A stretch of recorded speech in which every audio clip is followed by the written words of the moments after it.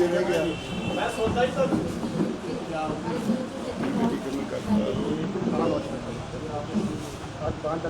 यार सिद्धू सिद्धू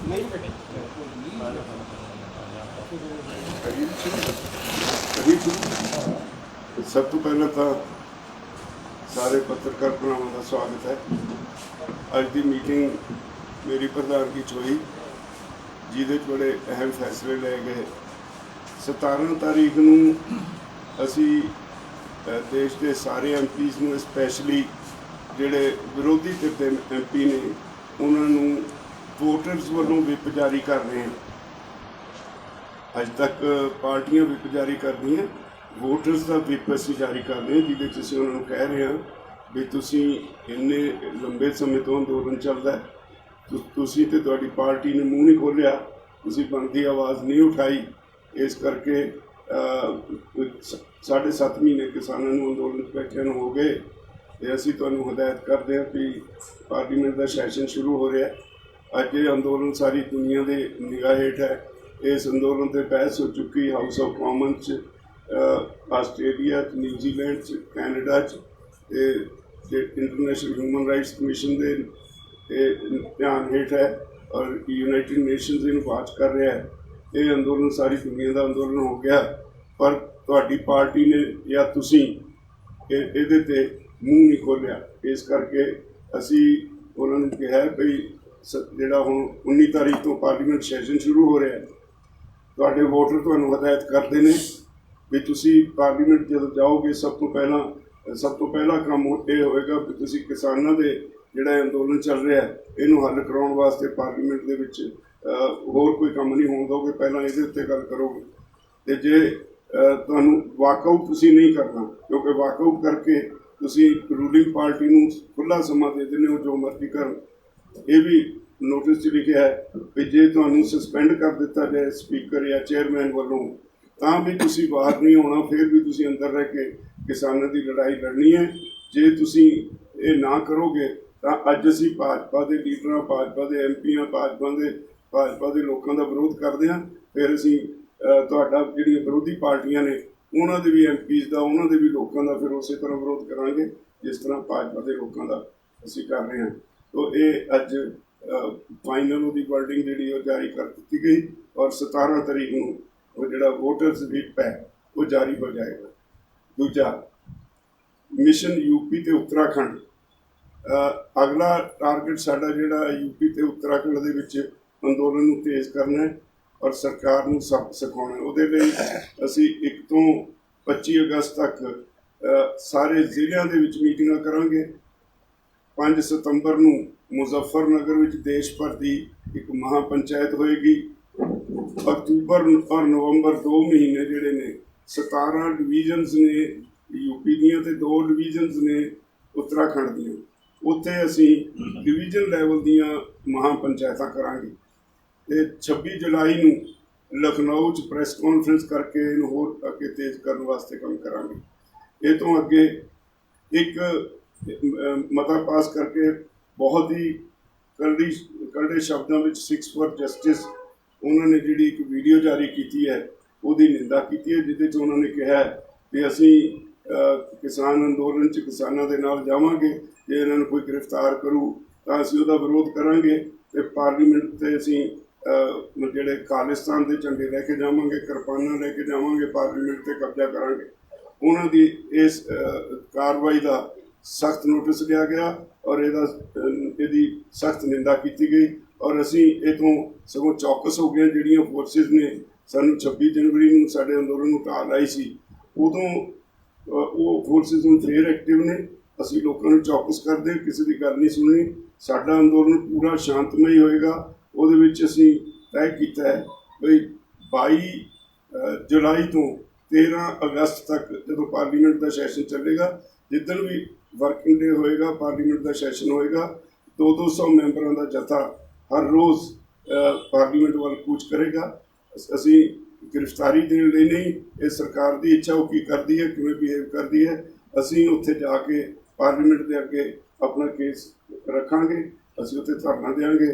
ये 2 दिन 26 ਤਾਰੀਖ ਨੂੰ ਜਦੋਂ 8 ਮਹੀਨੇ ਹੋ ਜਾਣਗੇ ਤੇ 9 ਅਗਸਤ ਨੂੰ ਜਿਹੜੀ ਕੁਇਟ ਇੰਡੀਆ ਮੂਵਮੈਂਟ ਦੇ ਯਾਦ ਵਿੱਚ ਮਹਿਲਾਵਾਂ ਦੇ ਜਥੇ ਜਿਹੜੇ ਨੇ ਉਹ ਜਾਣਗੇ। ਤੇ ਇਹ ਤੋਂ ਇਲਾਵਾ ਇੱਕ ਇਹ ਵੀ ਫੈਸਲਾ ਕੀਤਾ ਕਿ ਅੰਦੋਲਨ ਨੂੰ ਕੋਈ ਗੜਬੜ ਨਾ ਅੰਦੋਲਨ 'ਚ ਕਰ ਸਕੇ, ਉਹਦੇ ਲਈ ਅਸੀਂ ਜਥਿਆਂ ਦੀਆਂ ਲਿਸਟਾਂ ਪਹਿਲੇ ਹੀ ਸਾਰੇ ਜ਼ਿਲ੍ਹੇ ਤੋਂ ਮੰਗ ਲਈਆਂ ਗਈਆਂ। ਹਰੇਕ ਜਿਹੜਾ ਜਥੇ 'ਚ ਕਿਸਾਨ ਜਾਏਗਾ ਉਹਦੇ ਗਲ ਦੇ ਵਿੱਚ ਇੱਕ ਆਈਡੈਂਟੀ ਕਾਰਡ ਹੋਏਗਾ, ਇੱਕ ਲਿਸਟ ਸਾਡੇ ਕੋਲ ਹੋਏਗੀ। ਬਾਹਰੋਂ ਬੰਦੇ ਨੂੰ ਕਿਸੇ ਨੂੰ ਅਲਾਉ ਨਹੀਂ ਕੀਤਾ ਜਾਊਗਾ। ਸਾਡੀ ਆਪਣੀ ਸਿਕਿਉਰਿਟੀ ਦੇ ਵਿੱਚ ਜਥੇ ਜਾਣਗੇ ਤੇ ਪਾਰਲੀਮੈਂਟ ਸਟਰੀਟ ਜਾ ਕੇ ਉਹ ਪਾਰਲੀਮੈਂਟ ਦੇ ਅੱਗੇ ਆਪਣਾ ਮੁਜ਼ਾਹਰਾ ਕਰਨਗੇ। ਇਹ ਅਸੀਂ ਫੈਸਲੇ ਕੀਤੇ ਹੈ। ਇੱਕ ਫੈਸਲਾ ਇੱਕ ਅਸੀਂ ਇਸ ਗੱਲ ਦੀ ਅੱਜ ਸਖਤ ਨੋਟਿਸ ਲਿਆ, ਪਹਿਲੀ ਵਾਰੀ ਹੋਇਆ ਇਤਿਹਾਸ ਵਿੱਚ ਸਿਰਸੇ 'ਚ ਹਰਿਆਣਾ ਸਰਕਾਰ ਨੇ 2 ਕਿਸਾਨਾਂ ਦੇ ਖਿਲਾਫ ਦੇਸ਼ ਧਰੋਹੀ ਦੇ ਕੇਸ ਦਰਜ ਕੀਤੇ ਨੇ। ਤੇ ਇੱਕ ਅਸੀਂ ਅੱਜ ਜਿਹੜਾ ਹਰ ਰੋਜ਼ ਚੜੂਨੀ ਸਾਹਿਬ ਦੇ ਪੋਲੀਟੀਕਲ ਹੋਣ ਦੇ ਬਿਆਨ ਆਈ ਜਾ ਰਹੇ ਸੀ ਪੰਜਾਬ ਦੇ ਲੋਕਾਂ ਨੂੰ ਮਿਸ਼ਨ ਪੰਜਾਬ ਦੇ ਨਾਂ ਹੇਠ, ਉਹ ਇਸ ਵੇਲੇ ਅਸੀਂ ਮੋਰਚਾ ਲੜ ਰਹੇ ਹਾਂ। ਇਸ ਵੇਲੇ ਕੋਈ ਰਾਜਨੀਤੀ ਨਹੀਂ ਕਰ ਰਹੇ। ਬਾਰ-ਬਾਰ ਕਹਿਣ ਦੇ ਬਾਵਜੂਦ ਉਹ ਫਿਰ ਅਸੀਂ ਉਹਨਾਂ ਦੇ ਬਿਆਨ ਕੰਡੈਮ ਕਰਦੇ ਰਹੇ, ਉਹ ਫਿਰ ਬਿਆਨ ਦਿੰਦੇ ਰਹੇ। ਅੱਜ ਉਹਨਾਂ ਦੀ ਇਸ ਕਾਰਵਾਈ ਲਈ ਅਸੀਂ 7 ਦਿਨ ਲਈ ਉਹਨਾਂ ਨੂੰ ਸਸਪੈਂਡ ਕੀਤਾ ਹੈ ਔਰ 7 ਦਿਨ ਕੋਈ ਬਿਆਨ ਨਹੀਂ ਦੇ ਸਕਣਗੇ, ਸਟੇਜ 'ਤੇ ਨਹੀਂ ਜਾ ਸਕਣਗੇ, ਇੱਦਾਂ ਦੀ ਉਹਨਾਂ 'ਤੇ ਪਾਬੰਦੀ ਲਾਈ ਹੈ। ਤੇ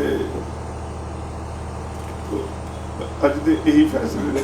ਮੈਂ ਬੇਨਤੀ ਕਰਾਂਗਾ sir Prem Singh Pangu advocate Punjab Haryana high court ਸਾਡੇ ਲੀਡਰ ਨੇ ਕਿਸਾਨ ਜਥੇਬੰਦੀ ਦੇ, ਜਿਹੜੇ ਸੈਡੀਸ਼ਨ ਦੇ ਕੇਸ ਨੇ ਉਹਦੇ ਬਾਰੇ ਕੁਝ ਕਹਿਣਾ ਚਾਹੁੰਦਾ।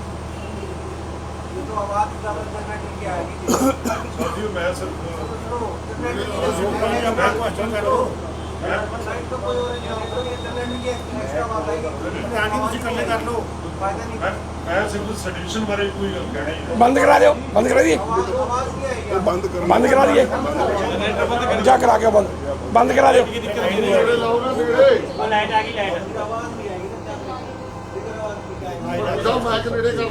तुसी आपकी लाइट ला दो। चलो जी।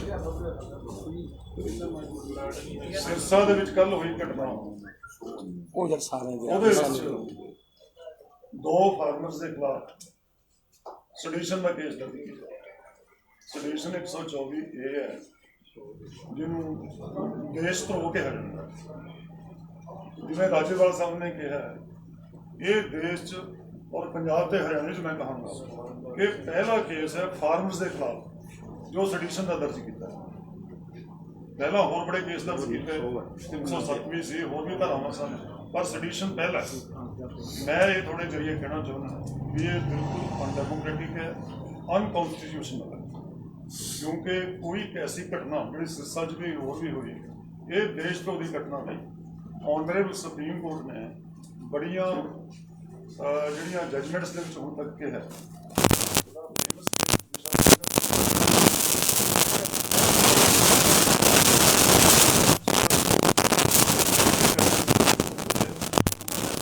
स्वामी का केस सुन रहे डेथ हुई, बेटी 4 ईयर तो बोल्ड सी, वो छत्तीसगढ़ का जल जंगल में जमीन की रखी करता सी, ਉਹਨਾਂ ਲਈ ਪੜਦਾ ਸੀ, ਉਹਨੂੰ ਬੇਲ ਨਹੀਂ ਦਿੱਤੀ ਗਈ ਕਰਕੇ ਉਹਦੀ ਕੇਸ ਦੀ ਸੁਣਵਾਈ ਕਰਦੇ ਹੋ ਆਪਣੀ ਜਦ ਤੱਕ ਜਨਰਲ ਉਹਨਾਂ ਨੇ ਕਿਹਾ ਕਿ ਸਿਰਫ ਮਰਡਰ ਆਫ ਡਾਈਸੈਂਟ ਕਿ ਕੋਈ ਅਲੱਗ ਵਿਚਾਰ ਰੱਖਣਾ ਇਹ ਕੋਈ ਸੈਡੀਸ਼ਨ ਨਹੀਂ। ਵਿਸ਼ਾਵਰੀ ਦੇ ਕੇਸ ਨਤਾਸ਼ਾ ਦੇ ਕੇਸ इन so many cases supreme court कह चुकी है, पर फिर भी जी सरकार है वो इन्होंने धारावां की गलत इस्तेमाल कर रही है और उन्होंने फार्मर्स के खिलाफ, उन्होंने लोगों के खिलाफ जोड़े अपने हकों लिए लड़ते हैं, ये धारावां से लाइया जा रही हैं जिहड़ियां केवल देश के खिलाफ कोई जंग का ऐलान करे, कोई देश विरोधी एक्टिविटी के उन्होंने पर लगती है, फार्मर्स के ऊपर नहीं लगती जोड़े। सो असीं संयुक्त किसान मोर्चे पर इसका सख्त नोटिस है और स्ट्रॉन्गली इसको कंडेम करते हैं। ये बिल्कुल उन्होंने केस वापस होना चाहिए। ये भी शिकायत की। देखिए, आज जो एक महत्वपूर्ण फैसला लिया गया मिशन यूपी और उत्तराखंड, उसको लेके जो एक प्रोग्राम आज दिया गया, जो 5 सितंबर का मुजफ्फरनगर का कार्यक्रम है, वो एक राष्ट्रीय स्तरीय जो है किसान पंचायत होगी, जिसमें देश के तमाम प्रदेशों के किसान उसमें हिस्सा लेंगे। और उस पंचायत की शुरुआत के माध्यम से यूपी में जो हम अपना कार्यक्रम जो लोगों को अवेयर करने के लिए लेके चल रहे हैं यूपी और उत्तराखंड में, तो उसमें मैं लाखों की संख्या में किसान उसमें हिस्सा लेंगे। और उसके बाद पूरी यूपी, हर यूपी के मंडल स्तरीय यूपी में बैठक होगी। यूपी के साथ साथ उत्तराखंड के जो दोनों मंडल हैं हमारी, उनमें बैठक होगी। और ये जो राष्ट्रीय व्यापी कार्यक्रम है, उस कड़ी में यूपी और उत्तराखंड को हम शुरू में लेके चल रहे हैं। नवंबर के बाद, नवंबर तक का हमने कार्यक्रम तय किया। नवंबर तक हम ये तमाम अपने मंडल हैं उनको कवर कर लेंगे। और नवंबर के बाद में जो भी संयुक्त किसान मोर्चे का निर्णय होगा, इसको आगे लेके बढ़ेंगे। 7.5 महीने के बाद जिस तरह की उदासीनता सरकार की है और जिस तरह का रवैया और व्यवहार सरकार का, आज आपने देखा होगा ये जो अभी बात की, सरसा में हमारे साथियों के साथ देशद्रोह के केस लगाए जाते हैं। देशद्रोह का कोई मतलब होता किसी विदेशी ताकत के साथ मिलके देश के खिलाफ कोई साजिश रचना देशद्रोह कहलाता। अपनी मांग उठाने के लिए कोई आंदोलन करना देशद्रोह की श्रेणी में नहीं आता। 26 जनवरी और 26 जनवरी के बाद में इन्होंने एक ट्रेंड बना दिया था। जितने भी केसेस किसानों के बनाए, उसमें 307 धारा 307 लगाई।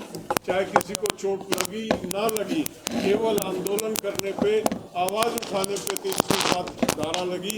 तो ये सरकार निरंतर जब से किसान आंदोलन चला, ये कानून की धाराओं का दुरुपयोग करके किसानों को दबाने का प्रयास करती है। हम आज इस प्रेस के माध्यम से बता देना चाहते हैं कि आज इतना कमज़ोर किसान को ना समझे। किसान में अवेकनिंग है, वो जानता है कि उसके अधिकार क्या, धारा कहाँ लगती है और किस तरह की लगती है। इस दबाव में आने वाला किसान नहीं है। ये आंदोलन जो है, जितना सरकार दबाने का प्रयास करेगी, उतना ही मजबूती के साथ आगे बढ़ेगा। हमारे हरियाणा से जोगिंदर नैन जी हैं, मैं उनसे निवेदन करूंगा वो बात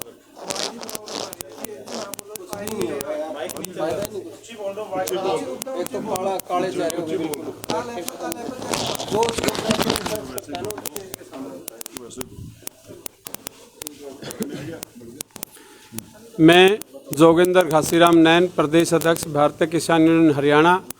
मैं हरियाणा प्रदेश की सरकार की जो लगातार कारगुजारियाँ 7.5-8 महीने से हो रही हैं, उन पर थोड़ा प्रकाश डालूंगा।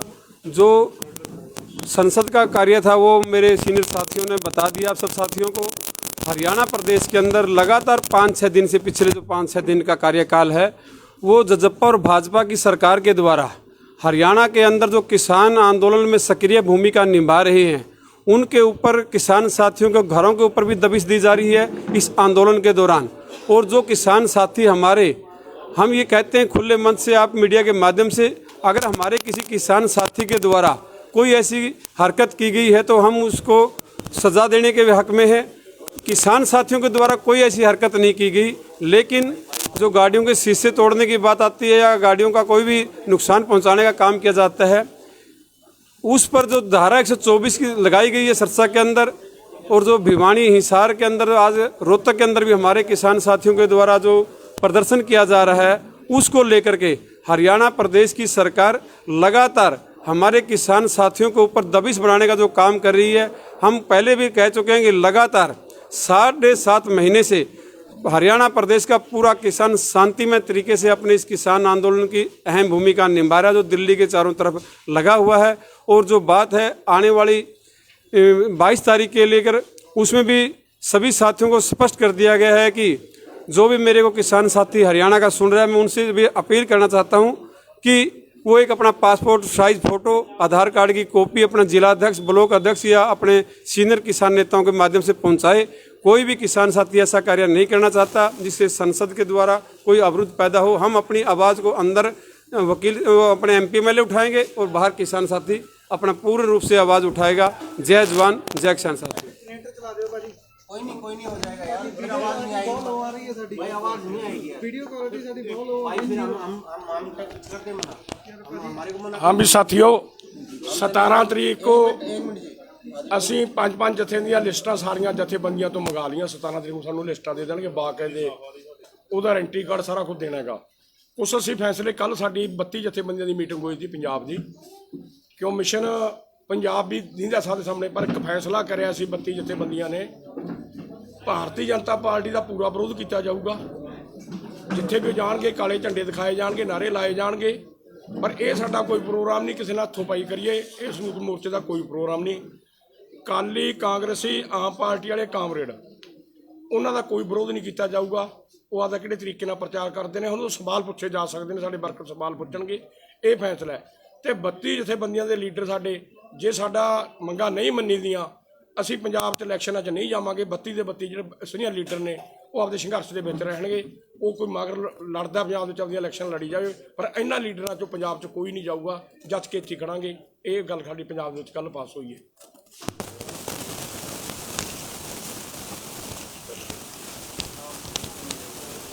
ਬੰਬੋਕ ਸਿੰਘ ਮਾਨਸਾ, ਪ੍ਰੈਜ਼ੀਡੈਂਟ ਭਾਰਤੀ ਕਿਸਾਨ ਯੂਨੀਅਨ ਮਾਨਸਾ। ਜੋ ਪੰਜਾਬ ਦੇ ਵਿੱਚ ਹਾਲਾਤ ਪੈਦਾ ਕੀਤੇ ਜਾ ਰਹੇ ਨੇ, ਉਹਨਾਂ ਦੇ ਮੱਦੇਨਜ਼ਰ ਅਸੀਂ ਸਾਰੇ ਪੰਜਾਬ ਦੇ ਲੋਕਾਂ ਨੂੰ ਬੇਨਤੀ ਕੀਤੀ ਹੈ ਕਿ ਜੋ ਕਿਸਾਨਾਂ ਦੀਆਂ ਸਮੱਸਿਆਵਾਂ ਨੇ, ਕਿਸਾਨਾਂ ਦੀਆਂ ਮੰਗਾਂ ਨੇ, 3 ਕਾਲੇ ਕਾਨੂੰਨ ਰੱਦ ਕਰਨੇ, MSP ਦਾ ਗਰੰਟੀ ਕਾਨੂੰਨ ਬਣਾਉਣਾ ਔਰ ਸਾਰੀਆਂ ਫਸਲਾਂ ਦੀ ਖਰੀਦ ਕਰਨੀ, ਬਿਜਲੀ ਐਕਟ ਜਿਹੜਾ ਵਾਪਸ ਕਰਨਾ, ਪ੍ਰਦੂਸ਼ਣ ਐਕਟ ਵਾਪਸ ਕਰਨਾ, ਤੇਲ ਦੀਆਂ ਵਧੀਆਂ ਕੀਮਤਾਂ ਰੋਕਣ ਵਾਸਤੇ ਜਿਹੜਾ ਹੈਗਾ, ਉਹ ਸਾਰੇ ਅਸੀਂ ਲੋਕਾਂ ਨੂੰ ਅਪੀਲ ਕੀਤੀ ਹੈ। ਪੋਲੀਟੀਕਲ ਪਾਰਟੀਆਂ ਨੂੰ ਵੀ ਅਪੀਲ ਕੀਤੀ ਹੈ ਕਿ ਉਹ ਪੋਲੀਟੀਕਲ ਏਜੰਡੇ ਨੂੰ ਛੱਡ ਕੇ ਇਸ ਅੰਦੋਲਨ ਦੇ ਤੇ ਕਿਸਾਨਾਂ ਦੀਆਂ ਮੰਗਾਂ ਵੱਲ ਧਿਆਨ ਦੇਣ। ਕਿਉਂਕਿ ਹਜੇ ਜਿਹੜਾ ਹੈਗਾ ਇਲੈਕਸ਼ਨ ਦੇ ਵਿੱਚ ਕਾਫੀ ਸਮਾਂ ਪਿਆ। ਇਲੈਕਸ਼ਨ ਦਾ ਜਦੋਂ ਸਮਾਂ ਆਊਗਾ ਉਦੋਂ ਇਹਨਾਂ ਬਾਰੇ ਸੋਚਿਆ ਜਾ ਸਕਦਾ ਹੈ। ਪਰ ਅੱਜ ਜਿਹੜਾ ਪੰਜਾਬ ਦੇ ਲੋਕ, ਭਾਰਤ ਦੇ ਲੋਕ, ਉਹ ਸਾਰੇ ਦਿੱਲੀ ਦੇ ਮੋਰਚਿਆਂ 'ਤੇ ਬੈਠੇ ਨੇ, ਆਪਣੀਆਂ ਮੰਗਾਂ ਮਨਾਉਣ ਦੇ ਲਈ ਬੈਠੇ ਨੇ, ਆਪਣੇ ਹੱਕ ਸੱਚ ਦੀ ਲੜਾਈ ਲੜ ਰਹੇ ਨੇ। ਇਸ ਲਈ ਇਹ ਜਿਹੜਾ ਹੈਗਾ ਮਹੱਤਵਪੂਰਨ ਹੈ। ਜਿਹੜੀਆਂ ਚੋਣਾਂ ਨੇ ਉਹ ਅਗਲਾ ਜਿਹੜਾ ਹੈਗਾ ਏਜੰਡੇ 'ਤੇ ਆ ਸਕਦੀਆਂ ਨੇ, ਪਰ ਪਹਿਲਾ ਜਿਹੜਾ ਸਾਡਾ ਏਜੰਡਾ ਹੈ, ਪਹਿਲਾ ਜਿਹੜਾ ਸਾਡਾ ਪ੍ਰੋਗਰਾਮ ਹੈ, ਪਹਿਲੇ ਜਿਹੜਾ ਅੱਜ ਸਾਡਾ ਸੰਘਰਸ਼ ਚੱਲ ਰਿਹਾ ਹੈ, ਉਹ ਪਹਿਲ ਦੇ ਆਧਾਰ 'ਤੇ ਅਸੀਂ ਉਹਨੂੰ ਲੜਨਾ, ਜਿੱਤਣਾ ਹੈ। ਔਰ ਸਰਕਾਰ ਨਾਲ ਜਿਹੜੀ ਹੈਗੀ ਹੈ ਸਾਡੀ ਜੰਗ ਜਾਰੀ ਹੈ। ਪਿਛਲੇ ਸਮੇਂ ਦੇ ਵਿੱਚ ਅਸੀਂ ਵੱਖ-ਵੱਖ ਪੜਾਵਾਂ ਵਿੱਚੋਂ ਹੁੰਦੇ ਹੋਏ ਅਗਲੇ ਪੜਾਅ 'ਚ ਆਏ ਹਾਂ। ਹੁਣ ਜਿਵੇਂ ਸਾਡੇ ਸਾਥੀਆਂ ਨੇ ਦੱਸ ਹੀ ਦਿੱਤਾ ਹੈ ਕਿ 22 ਤੋਂ ਅਸੀਂ ਲਗਾਤਾਰ ਜਿਹੜਾ ਪਾਰਲੀਮੈਂਟ ਅੱਗੇ ਜਾ ਕੇ ਆਪਣਾ ਜਿਹੜਾ ਆਵਾਜ਼ ਬੁਲੰਦ ਕਰਨੀ ਹੈ। ਔਰ ਉਹਦੇ ਵਿੱਚ 17 ਤਰੀਕ ਨੂੰ ਅਸੀਂ ਜਿਹੜਾ ਹੈਗਾ ਵੋਟਰਜ਼ ਵਿਪ ਜਾਰੀ ਕਰਕੇ ਪਾਰਲੀਮੈਂਟ ਦੇ ਮੈਂਬਰਾਂ ਨੂੰ ਅੰਦਰ ਆਪਣੀ ਆਵਾਜ਼ ਕਿਸਾਨਾਂ ਦੇ ਹੱਕ 'ਚ ਉਠਾਉਣ ਦੇ ਲਈ ਅਪੀਲ ਕੀਤੀ ਹੈ ਔਰ ਉਹਨਾਂ ਨੂੰ ਇਸ ਗੱਲ ਦਾ ਚੇਤਾਵਨੀ ਪੱਤਰ ਭੇਜਿਆ। ਸੋ ਇਸ ਕਰਕੇ ਅਸੀਂ ਸਾਰੇ ਪ੍ਰੈਸ ਵਾਲੇ ਵੀਰਾਂ ਰਾਹੀਂ ਇਹ ਸਾਰੀਆਂ ਜਿਹੜੀਆਂ ਗੱਲਾਂ ਨੇ ਆਪਣੇ ਪਾਰਲੀਮੈਂਟ ਮੈਂਬਰਸ ਔਰ ਆਪਣੇ ਜਿਹੜੇ ਪੰਜਾਬ ਦੇ, ਭਾਰਤ ਦੇ ਲੋਕ ਨੇ, ਉਹਨਾਂ ਤੱਕ ਪਹੁੰਚਾਉਣਾ ਚਾਹੁੰਦੇ ਹਾਂ, ਤਾਂ ਕਿ ਉਹ ਸਾਡੇ ਇਸ ਅੰਦੋਲਨ ਦੇ ਨਾਲ ਜਿਵੇਂ ਪਹਿਲਾਂ ਮੋਢੇ ਨਾਲ ਮੋਢਾ ਜੋੜ ਕੇ ਜਿਹੜੇ ਖੜੇ ਨੇ, ਉਹ ਹੋਰ ਮੋਢੇ ਨਾਲ ਮੋਢਾ ਜੋੜ ਕੇ ਖੜਨ, ਤਾਂ ਜੋ ਹੈ ਕਿ ਸਾਡੇ ਜਿਹੜੀ ਸਰਕਾਰ ਹੈ ਉਸ ਤੋਂ ਇਹ ਮੰਗਾਂ ਮਨਾਈਆਂ ਜਾ ਸਕਣ। ਧੰਨਵਾਦ ਜੀ।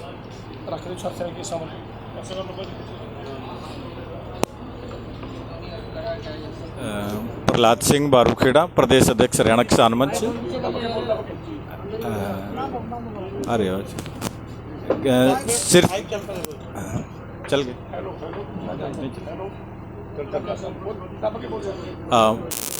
प्रहलाद सिंह बारूखेड़ा, प्रदेश अध्यक्ष हरियाणा किसान मंच। अभी जो संयुक्त मोर्चे की बैठक हुई उसके अंदर बातचीत सारे हमारे सीनियर लीडर ने बताई है। 22 तारीख को संसद की तरफ जाएंगे। 200 किसानों का जत्था जाएगा हर रोज़ जब तक ये मानसून सत्र चलेगा तब तक जाएंगे और वहाँ पर बैठेंगे, धरना देंगे। अगर सरकार गिरफ्तारी करती है तो गिरफ्तारी देंगे और जब गिरफ्तारी नहीं होगी तो शाम को वापस लौटेंगे और अगले दिन दोबारा फिर 200 किसानों का जत्था वहाँ पे जाएगा। और ये जो सरकार है आंदोलन को तोड़ने के लिए, किसानों को दबाने के लिए तरह तरह के हथकंडे अपनाती रही है। पहले भी किसानों को ये अत्याचार करती रही है। अभी भी सिरसा के अंदर हमारे ऊपर देशद्रोही के मुकदमे इन्होंने लगाए हैं।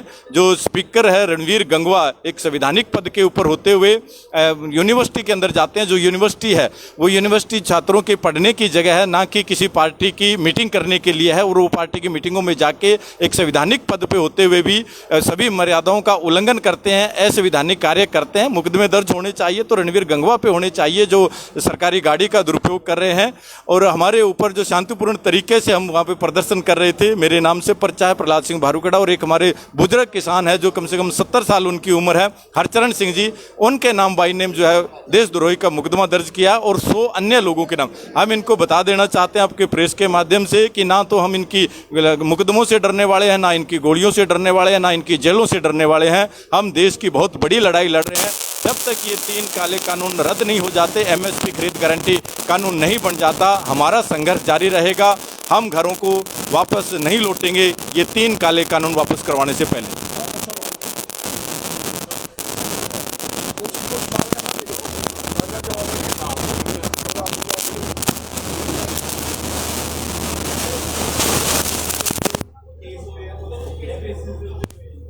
सिरसा वकील साहब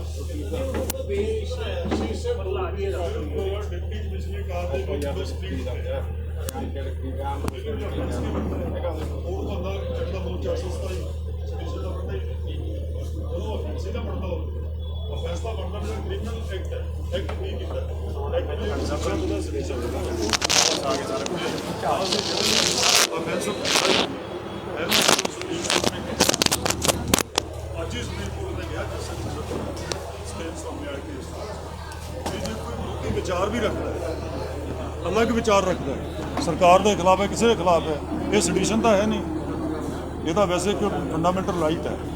ਹੁਣ ਇੱਕ ਵਿੰਡੋ ਜਿਹੜੇ ਸ਼ੀਸ਼ੇ ਕਾਰ ਦੇ ਟੁੱਟ ਜਾਣੇ ਤਾਂ ਇਹਨੂੰ ਆਪਾਂ ਸੈਡੀਸ਼ਨ ਦਾ ਦੇਸ਼ਧਰੋਹ ਕਿਵੇਂ ਕਹਾਂਗੇ? ਦੇਸ਼ਧਰੋਹ ਇੱਕ ਦੇਸ਼ ਦੇ ਖਿਲਾਫ ਜੰਗ ਛੇੜਦਾ ਹੈ, waging war against the country. ਇੱਕ ਸ਼ੀਸ਼ੇ ਤੋੜਨਾ they have not wage war against the country. ਇਹ ਤਾਂ ਇੱਕ ਕ੍ਰਿਮੀਨਲ ਐਕਟ ਹੈ, ਉਹਦੇ ਵੀ ਤੁਸੀਂ ਧਾਰਾ ਆਈਪੀਐਸ 'ਚ 500 ਧਾਰਾ ਨੇ, ਜਿਹੜੀ ਮਰਜ਼ੀ ਲਗਾ ਲਓ ਤੁਸੀਂ। ਕੋਈ ਮਾਰ ਕੁਟਾਈ ਕਰਦਾ 323 ਹੈ, 325 ਹੈ, 326 ਹੈ, 427 ਹੈ, 332 ਹੈ, 53 ਹੈ, ਬੜੀਆਂ ਧਾਰਾਵਾਂ ਨੇ। ਪਰ ਸੈਡੀਸ਼ਨ ਤਾਂ ਇੱਕ ਬਿਲਕੁਲ ਅਲੱਗ ਧਾਰਾ ਹੈ ਨਾ। ਕੇਸ ਕਿਸੇ ਦੇ ਉੱਤੇ ਦਰਜ ਕੀਤੇ ਜਾਂਦੇ ਆ, ਇੱਕ ਹਰਾਸਮੈਂਟ ਦਾ ਹੁੰਦੀ ਹੈ ਨਾ। ਹੁਣ ਕਿਸਾਨਾਂ ਨੂੰ ਹਰਾਸਮੈਂਟ ਹੋ ਗਈ, ਜਿਹੜੇ ਜਿਨ੍ਹਾਂ ਦੇ ਉੱਤੇ ਪਰਚੇ ਦਰਜ ਹੋਏ ਆ, ਸੋ ਉਹਦੇ ਅਗੇਂਸਟ ਕੀ ਕਿਸਾਨ ਵੀ ਪਰਚਾ ਦਰਜ ਕਰ ਸਕਦੇ ਆ ਕਿ ਸਾਡੇ ਨੂੰ ਇਸ ਤਰੀਕੇ ਨਾਲ ਗਲਤ ਤਰੀਕੇ ਨਾਲ ਹਰਾਸ ਕੀਤਾ ਗਿਆ, ਕਾਨੂੰਨ ਦੇ ਆਧਾਰ ਦੇ ਉੱਤੇ ਜੋ ਬਣਦੀ ਕਾਰਵਾਈ ਆ ਉਹ ਕਰਨੀ ਚਾਹੀਦੀ ਆ। ਪਰ ਜੇ ਇਸ ਤਰੀਕੇ ਨਾਲ ਕੇਸ ਦਰਜ ਹੋ ਜਾਂਦੇ ਫਿਰ ਹਰਾਸਮੈਂਟ ਤਾਂ ਹੁੰਦੀ ਆ। ਨਹੀਂ, ਲੀਗਲੀ ਚੈਲੰਜ ਹੋ ਸਕਦਾ ਹੈ। ਜਦੋਂ ਕੋਈ ਵੀ ਅਫੈਂਸ ਗਲਤ ਲੱਗ ਜਾਏ ਇਨ ਦਾ ਕੋਰਟ ਆਫ ਲਾ, ਪਹਿਲਾਂ ਉਸਦੇ ਪਰ ਚਾਰਜ ਤੇ ਬਹਿਸ ਹੁੰਦੀ ਹੈ ਵੀ ਆਇਆ ਅਫੈਂਸ ਮੇਡ ਆਊਟ ਹੈ ਕਿ ਨਹੀਂ ਹੈ। ਜੇ ਅਫੈਂਸ ਮੇਡ ਆਊਟ ਨਹੀਂ, ਹੁਣ ਇਹ ਸਾਡੇ 26 ਨੂੰ ਫਾਰਮਸ ਤੇ ਲੱਗੇ ਆ, 307 ਸੀ, 307 ਦੇ ਵੀ ਕਿਸੇ ਨੇ ਕੋਈ ਸੱਟ ਨਹੀਂ ਮਾਰੀ, ਕੋਈ ਮੈਡੀਕਲ ਐਗਜ਼ਾਮੀਨੇਸ਼ਨ ਨਹੀਂ, ਕੋਈ ਡਾਕਟਰ ਨੇ ਲਿਖੇ ਵੀ ਇੰਜਰੀ ਡੇਂਜਰਸ ਟੂ ਲਾਈਫ ਹੈ, ਤਾਂ ਫਟਾਫਟ ਜ਼ਮਾਨਤਾਂ ਹੋਣਗੀਆਂ ਸਾਰਿਆਂ ਦੀਆਂ, ਕਿਉਂਕਿ ਐਵੀਡੈਂਸ ਹੀ ਕੋਈ ਨਹੀਂ ਸੀ। ਇਸ ਲਈ ਉਹ ਅਫੈਂਸ ਕੋਰਟ 'ਚ ਖੜਦੇ ਨਹੀਂ, ਜਿਹੜੇ ਲੀਗਲੀ ਪ੍ਰੂਵ ਨਾ ਹੋ ਸਕਣੇ ਹੋਣ ਔਰ ਜਿਹੜੇ ਲੀਗਲੀ ਵੈਲਿਡ ਨਾ ਹੋਣ, ਨਾ ਉਹਨਾਂ ਦੀ ਕੋਈ ਮੈਡੀਕਲ ਐਵੀਡੈਂਸ ਹੋਵੇ, ਨਾ ਸਪੋਰਟਿੰਗ ਐਵੀਡੈਂਸ ਹੋਵੇ। ਇਸ ਲਈ ਲੱਗਣਾ ਹੈ ਆਪਣੇ ਆਪ ਹੀ ਸਰਕਾਰ ਨੂੰ ਤਾਂ ਇਹਦਾ ਝਾੜਾਂ ਪੈਂਦੀਆਂ ਨਾ ਸੁਪਰੀਮ ਕੋਰਟ 'ਚ ਪ੍ਰੋਸੀਕਿਊਸ਼ਨ ਨੂੰ, ਵੀ ਤੁਸੀਂ ਗਲਤ ਧਾਰਾਵਾਂ ਲਾਉਂਦੇ, ਕੋਰਟ 'ਚ ਖੜਦੇ ਨਹੀਂ ਆ ਕੇ। ਇਸ ਲਈ ਬਿਲਕੁਲ ਗਲਤ ਹੈ ਇਹ। ਮੈਂ ਕਹਿੰਦਾ ਵੀ ਸੰਵਿਧਾਨ ਦੀ ਵੀ ਤਾਂ ਜਿਉਂ ਉਡਾ ਰਹੇ ਆ, ਫਲਾਊਟ ਕਰ ਰਹੇ ਆ, ਡੈਮੋਕ੍ਰੇਸੀ ਨੂੰ ਵੀ ਕਰ ਰਹੇ ਆ, ਸਾਰਾ ਜਿਹੜਾ ਕੈਨਨਸ ਆਫ ਲਾ ਹੈ ਉਹਨਾਂ ਨੂੰ ਵੀ ਫਲਾਊਟ ਕਰ ਰਹੇ ਆ। ਇਹ ਲਾ ਕੇ ਸਰਕਾਰਾਂ ਜਾਣਬੁੱਝ ਕੇ ਐਜੀਟੇਸ਼ਨ ਕਰਨ ਵਾਲੇ ਲੋਕਾਂ ਤੇ, ਪੀਸਫੁਲ ਲੋਕਾਂ ਦੇ ਜਿਹੋ ਜਿਹੀਆਂ ਧਾਰਾਵਾਂ ਲਾਉਣਗੀਆਂ ਤਾਂ ਉਹ ਆਪਣਾ ਜਲੂਸ ਆਪ ਹੀ ਕੱਢਣਗੀਆਂ ਕੋਰਟ 'ਚ। ਉਹਨਾਂ ਨੂੰ ਆਪਣੀ ਪੋਜੀਸ਼ਨ ਆਪ ਹੀ ਖਰਾਬ ਹੁੰਦੀਆਂ ਨੇ, ਝਾੜਾਂ ਖਾਣੀਆਂ ਪੈਂਦੀਆਂ ਕੋਰਟ। ਇਹ ਬਿਲਕੁਲ ਤਾਂ ਹੀ ਅਸੀਂ ਮੰਗ ਕੀਤੀ ਵੀ 124 ਇਹ ਬਣਦੇ ਨੇ, ਇਹ ਧਾਰਾ ਖਤਮ ਕਰੋ ਔਰ ਕੇਸ ਨੂੰ ਤਾਂ ਵਾਪਸ ਲਓ। ਸਰ ਇੱਕ ਹਿੰਦੀ ਚ ਦੱਸਦੇ ਹਰਿਆਣੇ ਵਾਲੇ ਕਹਿੰਦੇ ਜ਼ਿਆਦਾ ਆਏ ਹੋਏ ਆ। ਗਵਰਨਰ ਨੂੰ ਗਵਰਨਰ ਤੱਕ ਜਾਣ ਦਾ ਐਲਾਨ ਕੀਤਾ ਸੀਗਾ 26 ਜੂਨ ਨੂੰ, ਪਰ ਜਾਣ ਨਹੀਂ ਦਿੱਤਾ ਗਿਆ ਸੀਗਾ। ਸੋ ਹੁਣ ਤੁਸੀਂ ਕਹਿੰਦੇ ਹੋ ਕਿ ਸੰਸਦ ਤੱਕ ਅਸੀਂ ਜਾਵਾਂਗੇ। ਜੇ ਸਰਕਾਰ ਨੇ ਰੋਕਣ ਦੀ ਕੋਸ਼ਿਸ਼ ਕੀਤੀ ਹੈ, ਪ੍ਰਸ਼ਾਸਨ ਨੇ ਰੋਕਣ ਦੀ ਕੋਸ਼ਿਸ਼ ਕੀਤੀ, ਫਿਰ ਕਿੱਦਾਂ ਹੋਊਗਾ? ਤੁਸੀਂ ਵੈਸੇ ਕਿਹਾ ਵੀ ਅਸੀਂ ਜਿੱਥੇ ਰੋਕਣਗੇ ਉੱਥੇ ਹੀ ਰੁਕ ਜਾਵਾਂਗੇ। ਤੇ ਇਹ ਤਾਂ ਪਹਿਲਾਂ ਵੀ ਕਿਹਾ ਹੈਗਾ ਕਈ ਵਾਰੀ ਆਪਾਂ, ਪਰ ਫਿਰ ਵੀ ਚਲੇ ਜਾਂਦੇ ਆ। ਤੇ ਨਹੀਂ, ਇਹ ਸਵਾਲ ਦਾ ਜਵਾਬ ਅਸੀਂ ਦਿੰਦੇ ਹਾਂ। ਜਿਹੜਾ ਸਾਡੇ ਸੰਯੁਕਤ ਮੋਰਚੇ ਤੋਂ ਬਾਹਰ ਜਾਊਗਾ ਉਹ ਸਾਡਾ ਕੁਝ ਨਹੀਂ ਹੋਊਗਾ, ਉਹ ਸਾਡੇ ਮੋਰਚੇ ਦਾ ਵਿਰੋਧੀ ਹੋਊਗਾ। ਸਮਝ ਕੇ ਗੱਲ, ਵਿਰੋਧ ਕਰਦਾ ਹੋਊਗਾ ਜਿਹੜਾ ਲੰਘਣਾ ਕਰੂਗਾ। ਅਸੀਂ ਸਿਰਫ 200 ਬੰਦਾ ਭੇਜਣਾ, ਕਿਸੇ ਦੂਜੀ ਜਥੇ ਨੇ ਕੋਈ ਸੁਨੇਹਾ ਨਹੀਂ ਦਿੱਤਾ ਵੀ ਉਹ ਆਪਦੇ ਬੰਦੇ ਲੈ ਕੇ ਆਉਣ। ਉਹਦੇ ਆ ਕੇ ਸਾਡੇ ਅੰਦੋਲਨ 'ਚ ਵਿਘਨ ਪਾਉਂਦੇ ਨੇ, ਸਾਡੇ ਅੰਦੋਲਨ ਨੂੰ ਹਰਾਉਣਾ ਚਾਹੁੰਦੇ ਨੇ। ਉਹ ਬਾਹਰਲੀਆਂ ਸ਼ਕਤੀਆਂ ਨੇ, ਉਹਨਾਂ ਨੂੰ ਨਹੀਂ ਇਹੋ ਜਿਹਾ ਕੰਮ ਕਰਨਾ ਚਾਹੀਦਾ। ਕੋਈ ਏਡ ਨਹੀਂ ਦਿੱਤੀ ਕੋਈ ਏਡ नहीं दी जाऊगी। जो सरकार ਉਹਦੇ ਪਰਚੇ ਦਰਜ करे, कुछ करे, ਉਹਨੂੰ ਜੇਲ੍ਹ ਭੇਜੇ, कोई मदद नहीं करी जाऊ ਜਿਹੜਾ ਤੋੜ ਕੇ ਜਾਊਗਾ। ਜਿਹੜਾ ਤੁਸੀਂ ਕਹਿੰਦੇ ਹੋ whip ਜਾਰੀ ਕਰਨਾ ਹੈਗਾ ਵਿਰੋਧੀ ਪਾਰਟੀਆਂ ਦੇ ਨੁਮਾਇੰਦਿਆਂ ਨੂੰ, ਉਹ ਵੀ ਸਾਡੀ ਹੋਗੀ ਵੀ ਉਹਨੂੰ ਤੁਸੀਂ ਘਰ ਘਰ ਉਹਨਾਂ ਦੇ ਜਾ ਕੇ ਮੇਲ ਕਰਦਾ